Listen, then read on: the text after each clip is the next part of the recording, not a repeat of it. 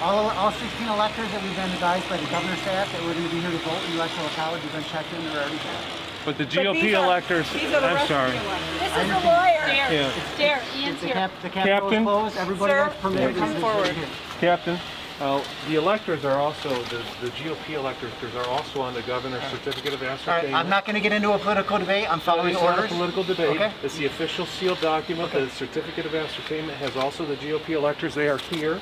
They're trying to do their constitutional duty. I understand. And their constitutional duty requires them to be at the Senate chamber today at 2 p.m. Okay. They're here. All right, and they're not, I understand they're not being permitted in. If you have a problem, you can contact the governor's office, the Speaker of the House, the Senate Majority Leader, or...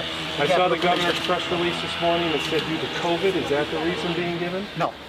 All right, that was what the press release said. Is there another reason why? You'd have to ask the governor's office to answer that question. I don't have. We have a copy of paperwork that was prepared as electors under their constitutional duty. Can I speak to the Sergeant of Arms of the Senate to deliver it to the chamber today? He's in a meeting right now with the Electoral College. He's not available to meet. Captain Green, is it Captain? First Lieutenant Green. First Lieutenant, can you deliver this? I cannot. Okay. Is there anyone here that is willing to allow us, I've got elected officials and electors, to deliver this to the Senate today at 2 p.m. Okay. I can ask the Senate Majority Leader, the House Majority Leader, and... Senator Mike Shirkey, would you deliver that to him? Tell him Ian Northen. You can contact his office directly and make arrangements to drop that off to him, sir. I'm not Well, you're not letting us in the building. His office is inside. He's not here. What's that? He's not here. So are you telling me that the Senate chamber is in session and the Senate leader's not here? Yeah. So you'd have to contact his office to make arrangements to meet with him to turn over any somebody from the governor's team that's running this? You'd have to contact the governor's office with their team to make arrangements for them to... All right, again, the electors by statute, it's statute MCL 168.47, have to be at the Senate chamber today at 2 p.m. I gotta say, these Republicans living in an alternate universe of their own creation would be impressive if it wasn't so incredibly pathetic. In Michigan, the Republican slate of electors attempted to enter the Capitol building to cast their votes for Donald Trump, apparently unaware that the people of Michigan voted by a margin of more than 150,000 votes in Joe Biden's favor. I didn't think unilaterally deciding the winner regardless of reality was an option, but apparently, if you're a Trump supporter, it is. And bear in mind, the margin that Biden won Michigan by, which is apparently disputed by the Trump campaign, is 15 times greater than Trump's own margin of victory in 2016. And yet, miraculously, there was no circus parade heading into the Michigan Capitol to cast an alternate slate of electors. It's almost like the elections are only quote-unquote rigged when a Democrat wins. Convenient, huh? But regardless of these low-rent antics, electors from every state in the country cast their votes appropriately today, and Joe Biden and Kamala Harris have officially won the Electoral College by a margin of 306 to 232.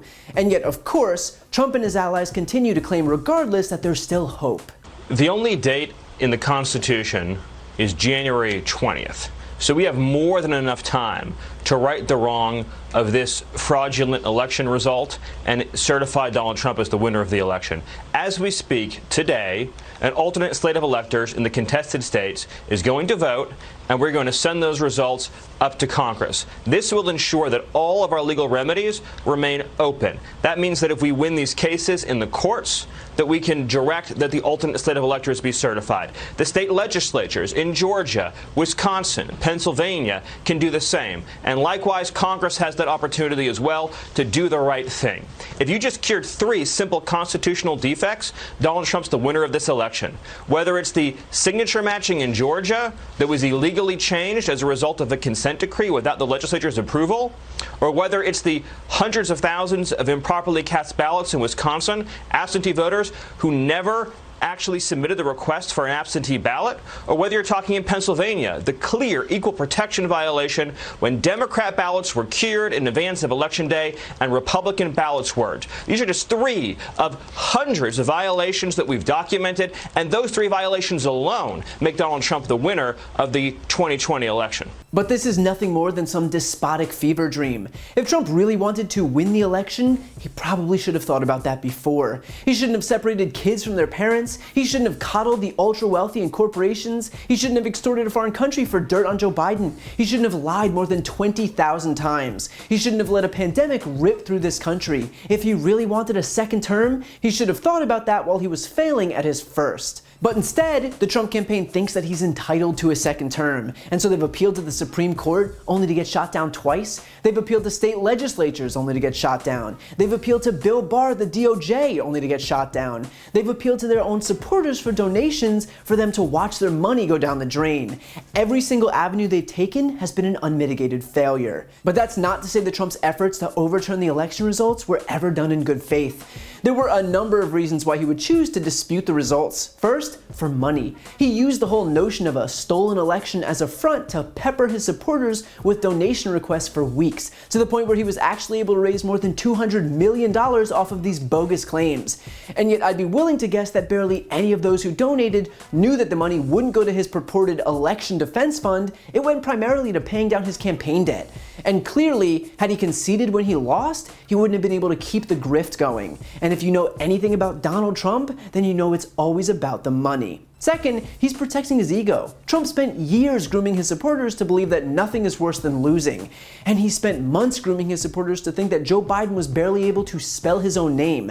And so for Trump to not only lose, but to lose to that guy is the ultimate humiliation. And for someone whose entire identity is predicated on protecting his own fragile ego, there's no way Trump would acknowledge the fact that he lost, because he is simply too delicate. And finally, it's a branding ploy. Trump's all about selling himself, and clearly being a one-term failed president is not nearly as marketable as being the victim of a stolen election. He's just trying to manifest a reality that'll be better for his branding when he inevitably decides to run again in 2024 or start some news network or whatever he tries to do, because he's perfectly content to manipulate anyone willing to support him. And that manipulation will continue because the rest of the GOP is too collectively spineless to stand up to Trump. Even if it means the very fabric of our democracy will be destroyed, they've already proven that such a thing is hardly going to stop them from desperately kowtowing to the guy. So he'll continue to lie and cheat and obfuscate the facts in service of himself, and the rest of his party will fall in line because they never actually cared about democracy, and now there's no reason to pretend anymore. So take these theatrics like this alternate slate of electors in Michigan with a grain of salt, because this is nothing more than meaningless play acting for an audience of one. This is performance art for a wannabe despot flailing for his last gasps of power. And whether those humoring him actually believe the lies he's selling, or if they're just acting in bad faith, it really doesn't matter, because this is nothing more than a temporary circus, and these people are the clowns.